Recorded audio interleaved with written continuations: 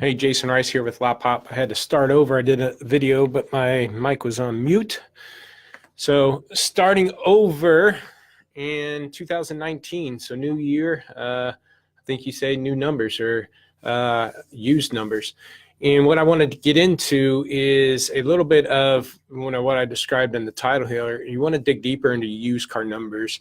Don't just look at units sold and gross. What's up, Trevor? Good to see you on Strava. So, you dig in deeper into these numbers. I had a dealership. What's up, Ben Pridemore? Hey, Lila, come here, babe. Lila, come here. And we dig into these dealerships and used car numbers here. Come here. Say hi. Hi. Hi. Hi. Love you. Love you. All right. I got to do video. Be quiet. So you dig into these used car numbers, and what we want to do, I had a dealership reach out to me, and he's been with us for about a year now, and he emailed me saying he's excited about what we're going to be able to do in 2019. His new cars, we do meetings with him on new cars, is up 13%, and he's the only guy, he led the region, and the only guy that was up for the region. So it was good news to hear from him on that. So he led the region, and his new was up 13%. But he was disappointed because his new dropped off. His new car sales, or his used car sales, dropped off 12%. His volume went down 12%. And so obviously his overall gross went down with it. So after I start evaluating his inventory, because that's what a lot of dealerships are going to look at, units and gross. And obviously I understand that, his gross being down is an issue. That's what he's got to pay his bills on. So with that being down, I sympathize with that. But when we actually looked at his numbers, there are some bigger aspects and the big improvements that he actually did. So when we first started, we looked at 2017, and we compared it to 2018. And one thing that we found in 2017, he was averaging 130 units in stock, selling 93. And then in 2018, though, he only averaged 103 or 104 in stock. So he was about 30 cars light. Actually, it ended up being over 2.9 million less inventory in 2018. So that's one thing. His dollars were actually down 11% for what he was carrying year over year. That's kind of a good thing in a way, but there's the equilibrium there. I mean, his sales are down 12%. His inventory was light 11%. But the biggest difference is I showed him, one, we're able to increase his fresh sale rate. He was only selling about 35-ish, I can't remember off the top of my head, but low 30s percent-wise in the first 30 days. That's where all the gross is. This year, 2018, he actually increased it to 41%. So we're about a 10% increase in fresh sale rate. That's a big improvement. And then the percentage that he sold age went from like 33% down to 21 or 25%. So again, another about 10% decrease in age sale rate. His big obstacle is selling too much out of his 30 to 60, that middle bucket. So we agreed, all we need to do is increase that fresh sale rate to at least 50%, do another 10, 15%. We'd love to get it to 60% fresh sale rate. His gross and volume would go up. And then we need to decrease that age sale rate from the 20s down into the teens, or at least 10% or less. So if he does that, if we have that same improvement, 10% increase on fresh sale rate, 10% decrease on age sale rate, his gross and volume goes up.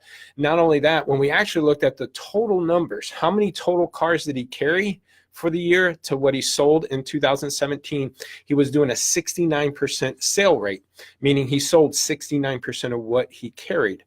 2018, it jumped to 78% what he sold to what he was carrying. So in reality, he was doing better with his current inventory. So even though his units were down, which led to overall less gross, his wholesale was better though, which is disappointing, a 12% drop off. And that kind of hit me hard when I first seen it. But once we digged in his numbers, he's actually a lot better with his inventory. Matter of fact, I did the math, and if he had the same amount of inventory levels, and instead of just selling 69% sale rate and actually sold 78% like he did this year, if his inventory levels were the same, he would have had a 13% increase in used car volume, which would have led to an increased gross. But because of that, a lighter inventory, it threw off his numbers, and it looked a little frustrating. So we left that. I'm afraid to dig deeper. I understand that, Daniel. I mean, that's the thing. I mean, I have had other dealers that say, hey, how come we're only selling 80 cars and the guy down the street selling 300? Well, I'd look at the dealer selling 80. He's selling 80, carrying 90.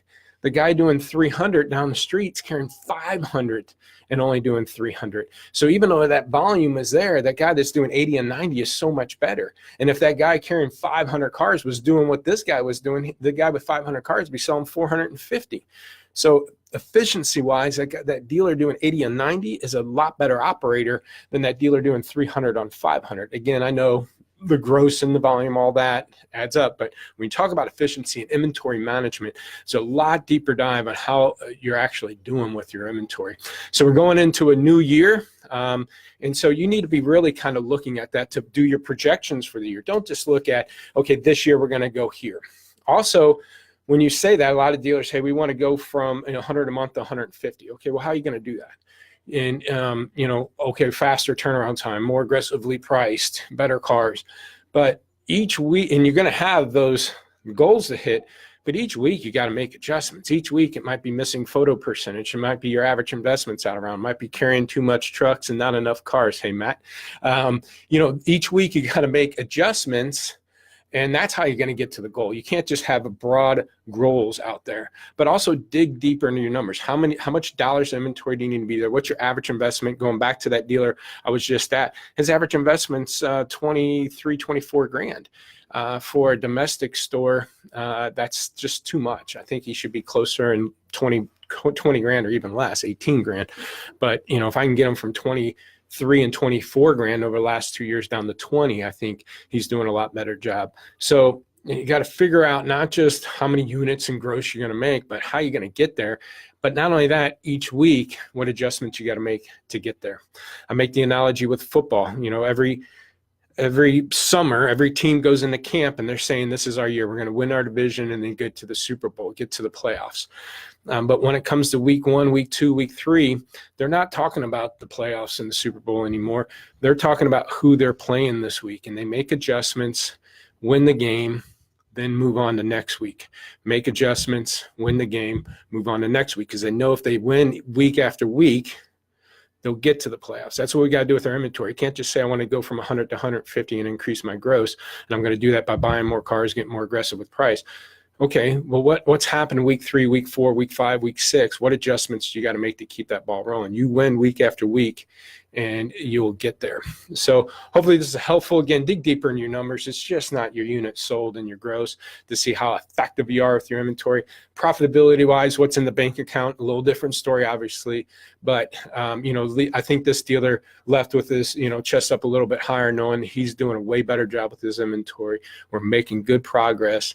Now it's just a matter of making those tweaks each week, and we're going to get them there. So if you like a free inventory evaluation, go to lotpop.com, fill that out. Email me at jrice@lotpop.com, 844-LOTPOP4, or YouTube. If you like any of these tips or more, there's one on our YouTube channel, Lotpop Inc. And again, free inventory evaluation. We'll give you kind of some insights on what you could do better with your photos, your descriptions, and your pricing, and maybe look at some of your numbers through your inventory management tool where you can make adjustments during that call. Thanks for your time. See you next time. Hopefully I'll be at NADA. Anybody there want to meet up, let me know. We can get it on the calendar. Thanks.